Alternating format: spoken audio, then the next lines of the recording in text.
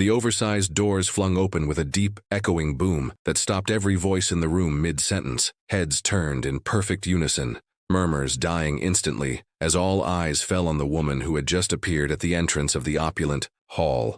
It was Emily. She stood at the threshold like a ghost from a life no one expected to resurface, her maternity gown clinging to her round belly, the wind having unraveled her dark hair into a stormy halo around her tear-streaked face. Her fingers gripped a stack of documents so tightly, the corners were wrinkled from the pressure.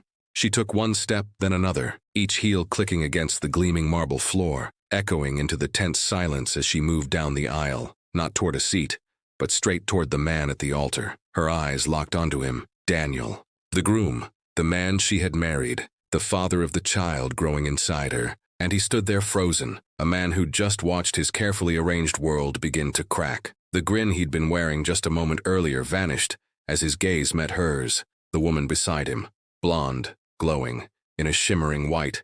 Dressy looked from Daniel to the approaching Emily with furrowed brows. She leaned closer, her voice trembling as she whispered, "Daniel, who is that?" Emily's journey to this moment hadn't started with scandal or vengeance. It began in early mornings and honest work. Each day before sunrise, she would brew herself a strong cup of black coffee, pack her worn tote bag, and head to the small hotel she managed just off the pier in San Diego. It wasn't some five-star luxury resort, but it had character. Only 3 stories tall, cozy rooms, a tight-knit team of less than 24 staff. But for Emily, that hotel was everything. It was her pride. She knew every guest by name, remembered their room preferences, and welcomed them like family. "Mr. Daniels, your usual towels and chamomile tea are ready," she'd say, handing over a fresh set with a soft smile. She didn't just manage the place. She poured her soul into it. If the front desk was swamped, she'd jump behind the counter. If housekeeping was short-staffed, she'd roll up her sleeves and clean rooms herself. That's who she was. No task beneath her, no moment too small to make someone feel seen.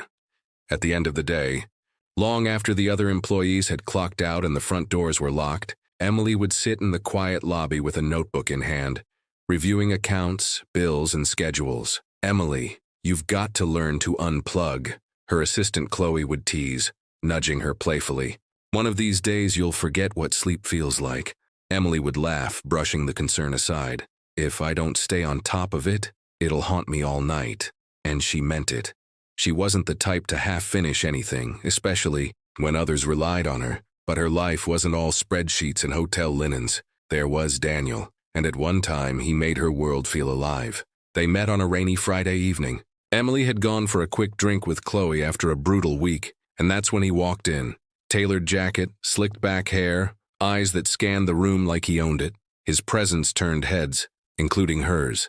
He noticed her looking, and didn't hesitate. "Mind if I take this seat?" he asked with a smile, pointing to the bar stool next to her. She paused for a moment, caught off guard, then nodded. "Go ahead." That night felt electric. They talked for hours, about dreams, about legacy.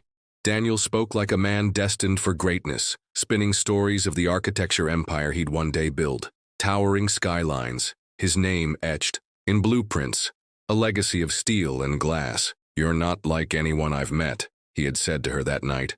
"You see people, really see them." And she had believed him, because in that moment, he had made her feel seen too. The weeks after were a blur of rooftop dinners, flowers delivered to the hotel, and promises whispered under starlit skies. "Someday," he said, fingers laced with hers, "we'll have it all, just you and me." He painted their future like a dream, a house with a view, a life without worries, a family wrapped in love. Her friends had mixed feelings. "He's charming," her mother said cautiously one day over coffee. "But baby, charm can be a mask." Chloe didn't bother sugarcoating it. "He talks big, Em. But where's the action? Dreams are great, but has he actually built anything yet?" Emily had defended him fiercely. "He's working on it.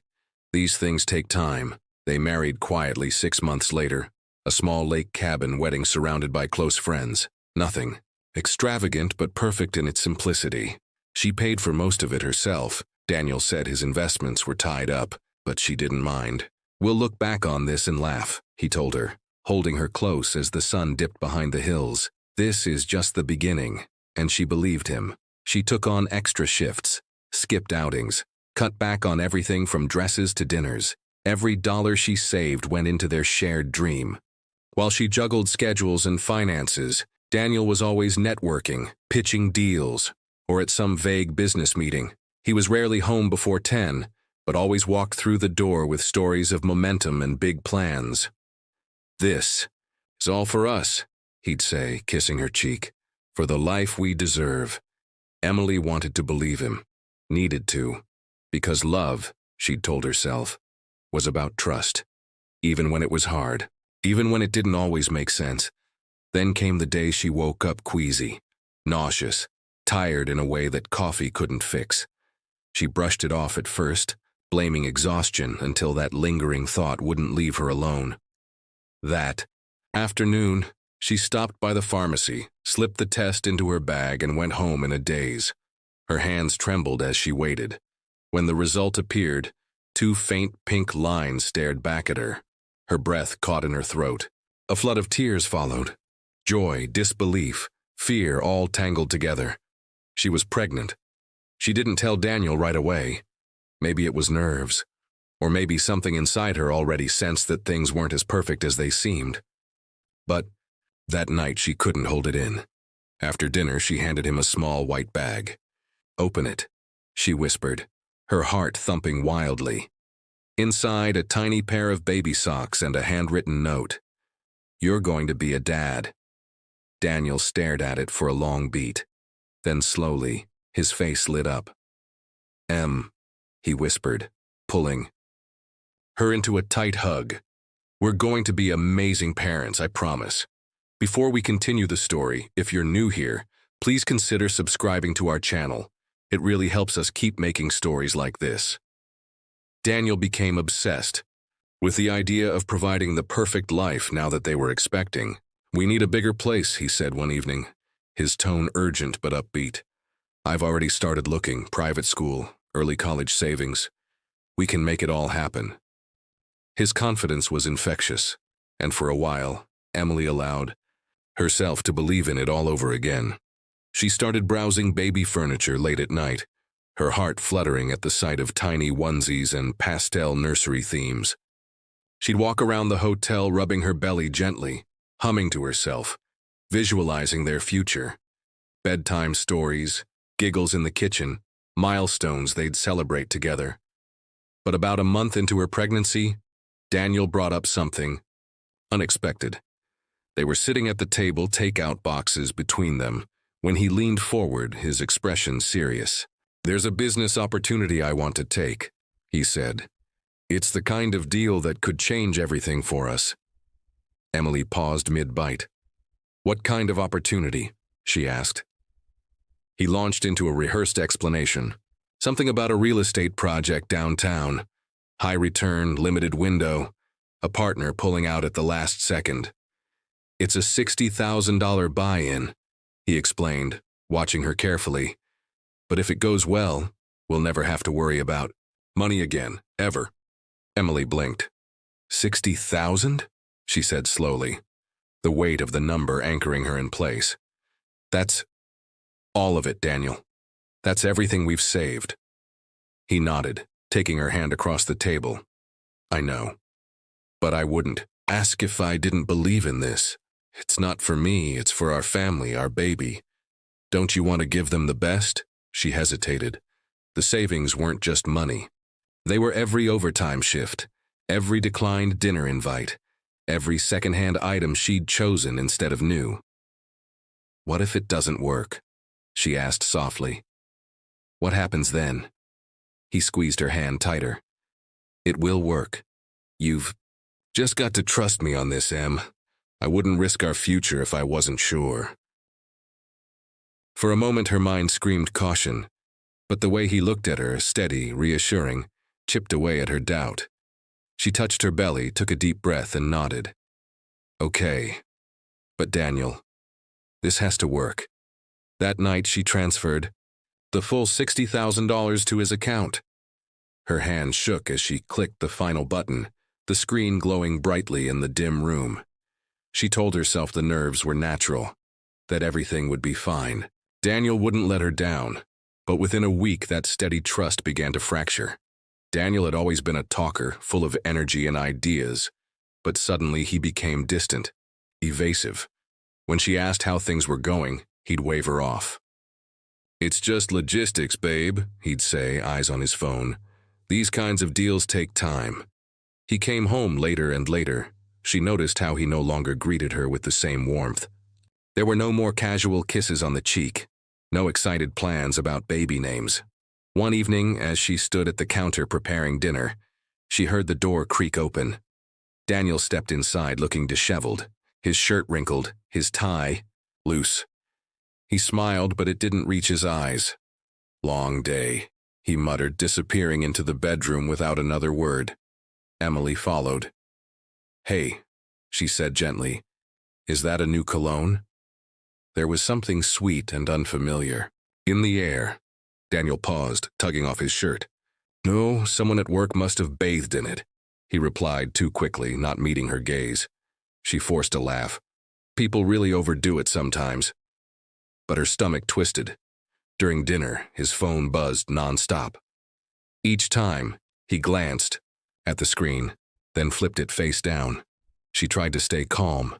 "Aren't you going to check that?" she asked lightly. "It's just work," he said flatly.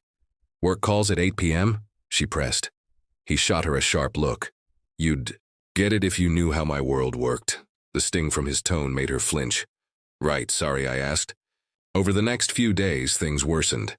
Daniel was barely around. When he was home, he was cold and distracted. Conversations turned into arguments. Emily felt like she was walking on eggshells, careful not to upset him. But despite her efforts, the cracks only deepened. Then came the receipt. She was folding laundry in the living room when a crumpled piece of paper fell from Daniel's jacket pocket. Curious, she opened it, a receipt from an upscale restaurant downtown. 2 entrees, 2 glasses of wine. A date and time that matched. The night he'd claimed he was working late. Her heart sank. She stared at the small slip of paper like it was some cruel puzzle piece that finally made the full picture clear. He had lied. Maybe not just once, maybe for a long time. That night she didn't bring it up. Instead, she watched him from across the couch, his face bathed in the glow of his phone screen, unreadable and far away. The next evening, a text preview popped up on his phone, a number she didn't recognize. Before she could lean in, Daniel angled the screen away and turned it silent. "Who was that?" she asked carefully. "No one important," he replied without a glance. "Daniel," she said, her voice barely a whisper. "Are you hiding something?" He looked up sharply, his jaw clenched. "What are you even implying? You've been distant, the messages, the late nights. It doesn't feel like you anymore." He stood, running a hand through his hair in frustration. "I can't believe this. I'm busting my ass for us and you're accusing me?" She tried. "Save it," he snapped. "I don't need this right now."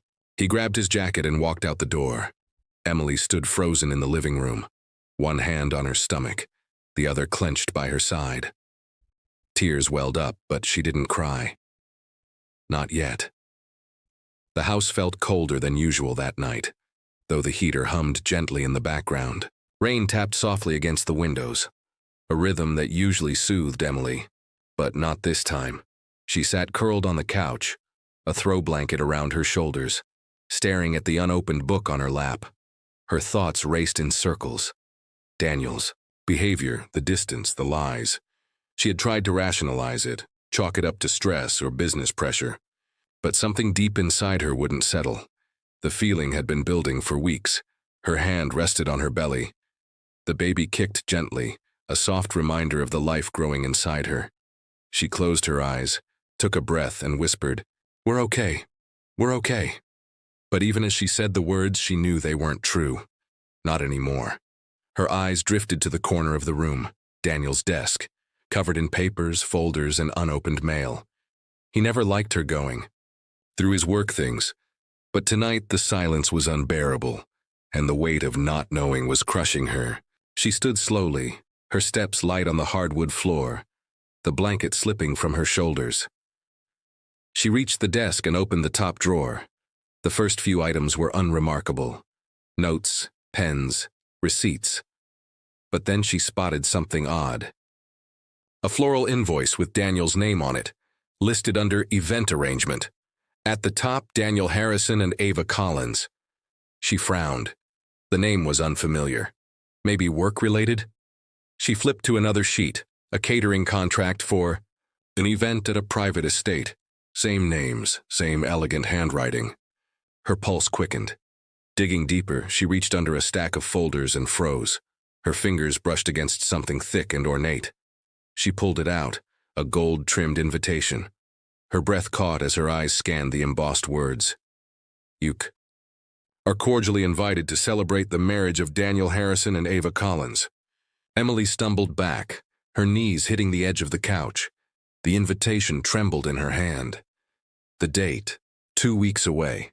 The venue, a luxury estate she had only seen once in a bridal magazine. The realization crashed down on her like water. He wasn't just lying.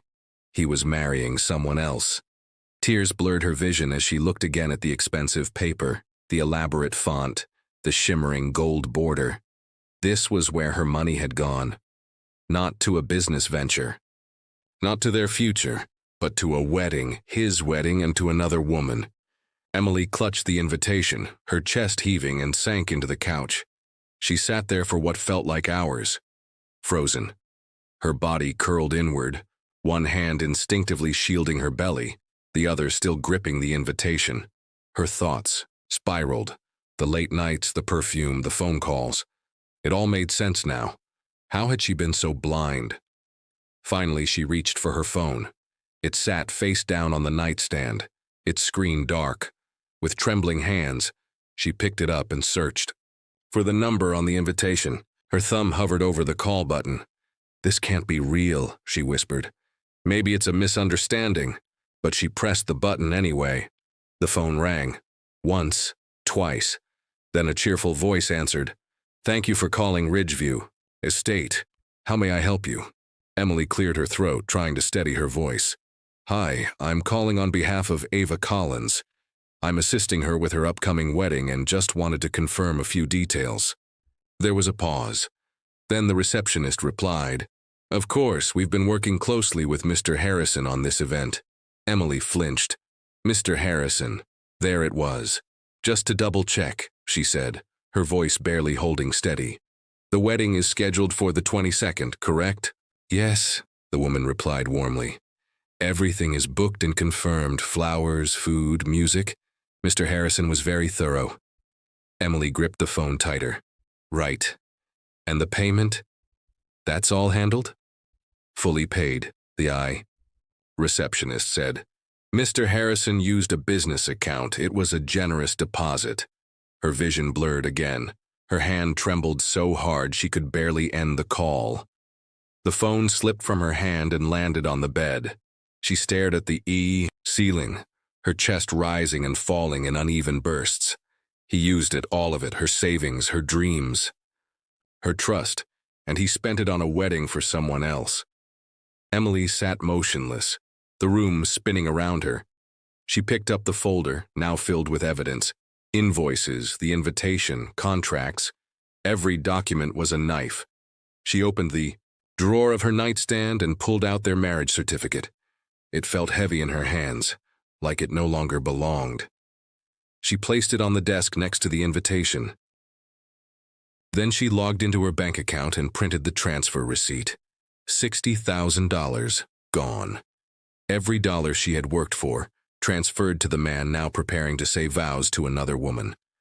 Her hands moved on their own as she gathered everything. The marriage certificate, the bank statement, the receipt from the restaurant, the printed contract, the invitation. She slid it all into a manila folder, her breath now slow and focused. She opened another drawer and pulled out a tiny bundle. The baby's ultrasound photos. She stared at them for a long time. Her baby, their baby, the one he had never really cared about. Beneath the ultrasound was an old letter Daniel had written during their first months together. She read it once more. The promises, the dreams, the lies dressed as poetry. She folded it and added it to the folder. It belonged there. with all the other things that no longer meant what they once did. There was no going back now. The morning of the wedding arrived, cloaked in a gray sky and drizzle that made the city feel quieter than usual. Emily sat in her car, parked just outside the estate, her knuckles white against the steering wheel.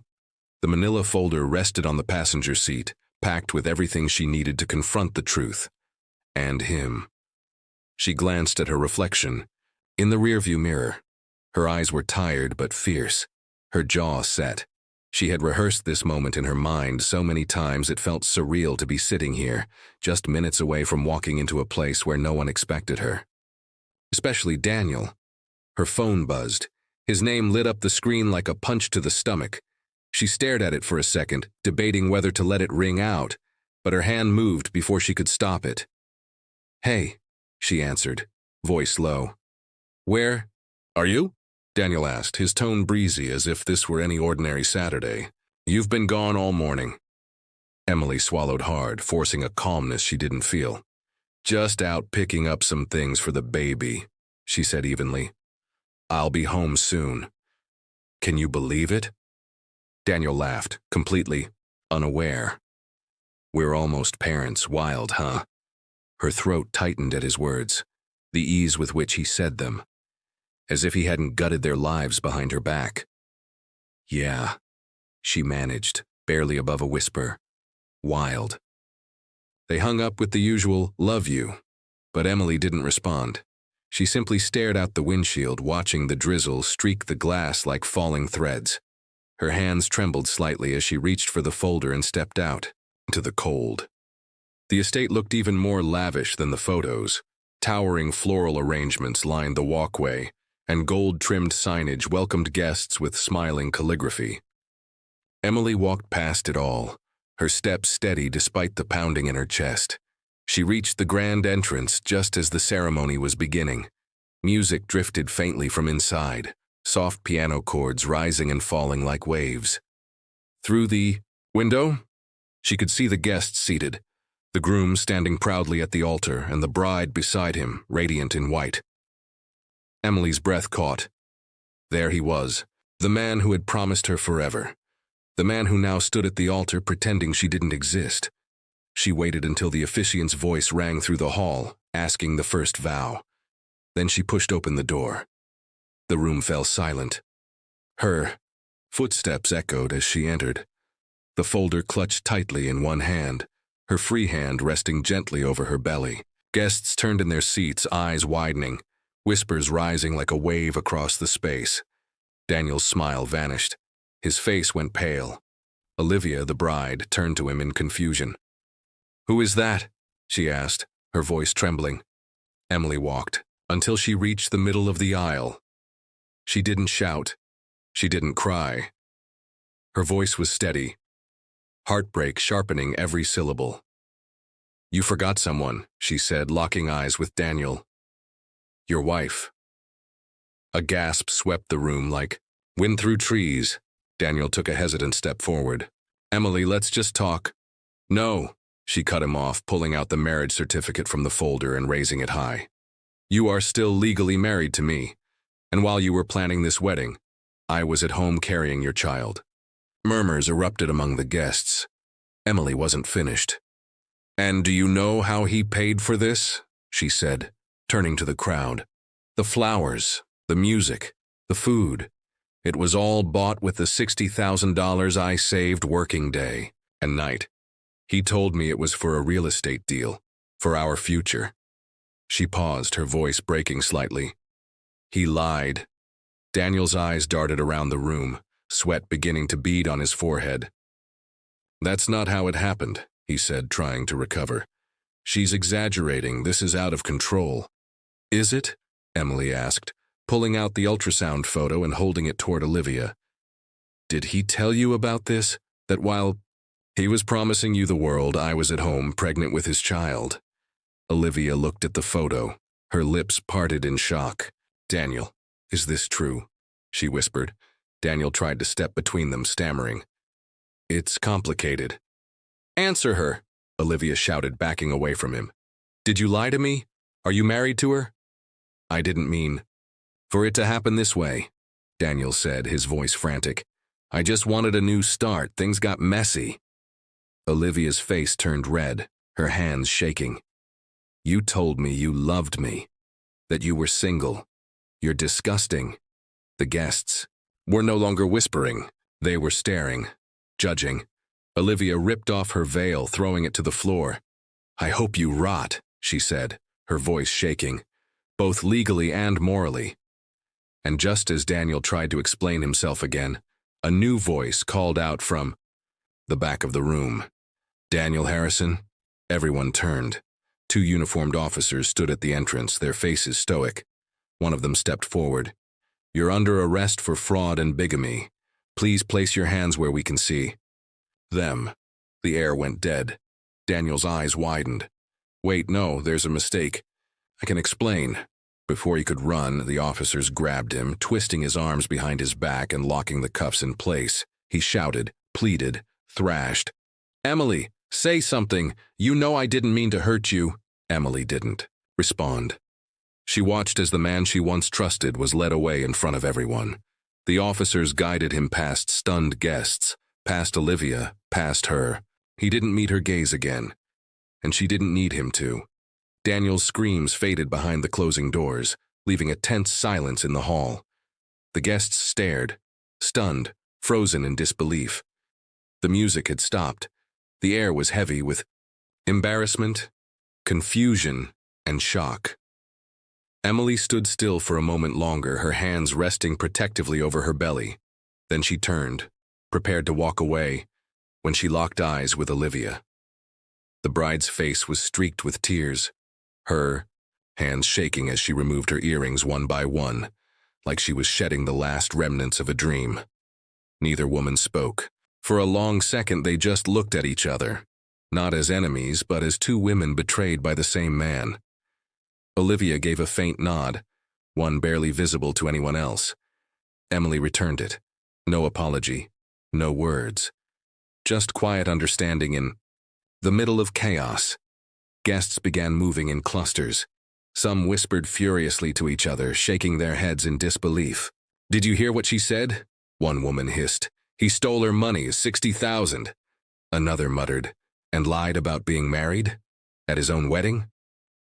A few glanced toward the elaborate floral centerpieces. Paid for with her savings, someone mumbled. At the front of the room, Olivia's parents stood like statues. Her mother finally turned, her voice sharp. I told you this man was too slick, she snapped. Her father, red-faced and stunned, barked back. Don't put this on me. He fooled everyone. Emily made her way toward the back of the room, her legs steady despite everything. She passed the same guests who had stared at her moments ago in confusion. Now their expressions were a mix of pity and awe. No one stopped, or no one dared. A detective in plain clothes met her near the exit. His voice was low, calm. Mrs. Harrison? She nodded slowly. Yes. He held out a card. Detective Ramirez. We've been investigating Daniel for a while. You showing up today helped confirm more than you know. Emily's eyebrows lifted slightly. So this wasn't the first time? Ramirez shook his head. No, there are at least 2 other women he's conned out of money in different states. But you were the only one who showed up prepared. We'll be filing multiple charges. Her eyes dropped to the folder still clutched in her hand. She exhaled slowly. I just wanted the truth out. That's all I ever wanted. You did the right thing, the detective said, then stepped aside to let her pass. As she stepped outside, the cool air hit her skin, fresh and crisp. The rain had stopped. The sky was still overcast, but brighter somehow. She walked to her car in silence, the sound of voices behind her slowly fading into nothing. She reached for the door, paused, then looked down at her belly. We're going to be okay, she whispered, resting her hand over the gentle curve. I promise you that. Back inside, the mood had turned chaotic. Olivia stood near the altar, still in her gown, surrounded by concerned guests and a few family members arguing over what to do next.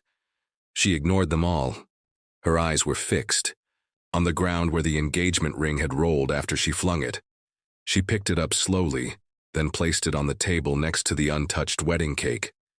In the far corner, someone asked if they should call off the reception. "No point now," another replied. The bride was almost married to a criminal. Later that day, Daniel sat in a gray holding cell, hands bound, eyes hollow. His perfect suit replaced with an orange jumpsuit. The walls felt like they were caving in. No phone, no power, no exit. He thought about Emily, about Olivia, about how fast it had all come apart. No spin, no story, no slick talk would fix this.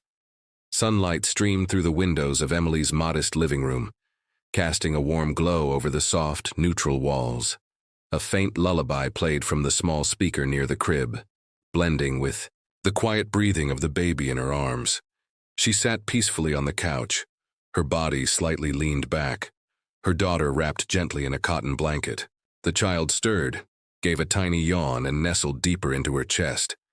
Emily smiled and pressed her lips to her baby's forehead. The room was simple but full of life. A used but polished coffee table sat in front of the couch. Colorful toys were tucked into a wicker basket by the corner. The shelves above the fireplace held a small collection of children's books, a framed ultrasound image, and a new picture. Emily holding her daughter on the day they returned from the hospital. She reached for the mug on the end table beside her, took a sip of lukewarm tea, and looked out the window. The street was quiet. A few leaves rustled on the sidewalk. For the first time in months, she felt still. Not rushed, not tense, just calm. A knock on the door broke the silence. Emily shifted slightly but didn't get up right away. She rocked her baby a few more moments, then rose and made her way to the door, adjusting the baby in her arms.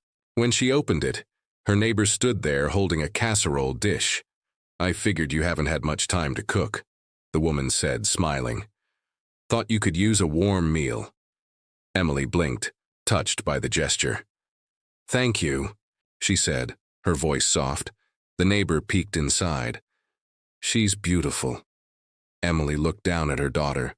"She really is." They exchanged a few words, and the neighbor left with a quick wave. Emily closed the door and walked back inside. She placed the food on the counter, then paused by the fridge where a magnet held up a court letter confirming Daniel's sentence. 7 years in federal prison, with restitution ordered to repay the money he took. The paper didn't bring joy, just closure. She returned to the couch, rocking her daughter gently as the room settled back into peace. The baby's small hand reached up and caught Emily's finger. Her grip was tiny but firm. Emily's smile returned. Meanwhile, miles away, the prison yard was loud with clanging gates and shouting voices. Daniel sat alone on a bench, his back hunched, elbows on his knees. The orange jumpsuit hung loosely from his shoulders, his hair now messy and dull. Gone was the sharp blazer. Gone was the charm. An older inmate walked past without a glance. 2 younger men laughed in the corner. Daniel didn't engage. He kept his eyes on the gravel. Later, he sat in his cell, staring at the wall. A wrinkled letter sat on his metal desk, unopened. His name was scrawled across the front in a familiar hand. He picked it up, turned it over once, then dropped it back down. He stood and walked to the small window. The sky was turning orange. He leaned against the bars and let the light hit his face. Back in Emily's home, the night came softly. She laid her daughter in the crib and adjusted the baby blanket. A quiet sigh escaped her lips, not from sadness but relief. She turned off the lamp, and the room faded into gentle shadows, only the soft glow of a nightlight left on. She stood by the crib a moment longer, then whispered with quiet conviction, "You'll never have to wonder if you were enough. I promise." The courtroom buzzed with quiet tension. Every seat in the gallery was filled. Reporters, former clients, and curious onlookers leaned forward as the bailiff called for order. The judge entered, her expression firm as she took her place. At the defendant's table, Daniel sat motionless. His jaw was tight, his suit replaced by a county-issued uniform. His eyes scanned the room once, briefly landing on Emily seated across from him. Emily kept her gaze steady. In her lap, she clutched a stack of carefully prepared documents. Her lawyer whispered something beside her, but she didn't look away from the judge. This was the day everything became official. Court is now in session, the judge began, her voice echoing through the silent room. We are here to deliver sentencing in the matter of Daniel Harrison, charged with fraud and bigamy. Daniel's attorney stood. He made one last attempt to sway the court, a carefully worded plea for leniency, citing Daniel's previously clean record, his entrepreneurial spirit, and emotional stress during the events in question. The judge listened without interruption. When he finished, she turned to Emily. Mrs. Harrison, do you wish to speak? Emily stood. She walked slowly to the front of the courtroom, every eye following her. She didn't raise her voice. She didn't cry. She simply spoke with clarity. Your Honor, I gave him everything. My trust, my savings. I believed I was building a life with someone who loved me. But instead, I was financing a fantasy, one I wasn't even part of. What he did wasn't a mistake. It was a pattern. And if I hadn't walked into that wedding, he would have gotten away with it. She paused, glancing at Daniel. I don't want revenge. I just want the truth on record. For me. For our daughter. She returned to her seat, her expression unreadable. The judge nodded, and silence fell again. Mr. Harrison, the judge said, turning her attention to Daniel. Your actions were calculated, manipulative, and deeply damaging to the people who trusted you. This court sentences you to 7 years in prison and orders full restitution of $60,000 to Mrs. Harrison, as well as further compensation to other victims pending separate proceedings. Daniel's lips parted, but he said nothing. The gavel struck once. The sentence was final. The guards approached. As they cuffed him, Daniel looked to Emily one last time. His eyes were desperate, his voice barely above a whisper. Emily, please, tell them I'm not a monster. She didn't flinch. She didn't reply. The courtroom door opened, and he was led out. The sound of the cuffs echoed behind him. Outside, the sun had broken through the clouds. Emily stepped down the courthouse. Steps, her lawyer close behind. Reporters called out questions. She ignored them all. Her focus was forward, always forward. That evening, she sat on her porch, a light breeze brushing past her. The baby monitor crackled softly beside her on the table. Her daughter was asleep inside, her chest rising and falling with each tiny breath. Emily looked up, at the sky. Stars had started to emerge, faint but steady. She didn't have all the answers yet. The path ahead wouldn't be easy. But she had survived. And she had protected what mattered most. If you enjoyed this story, please subscribe to our channel and let us know your favorite moment in the comments.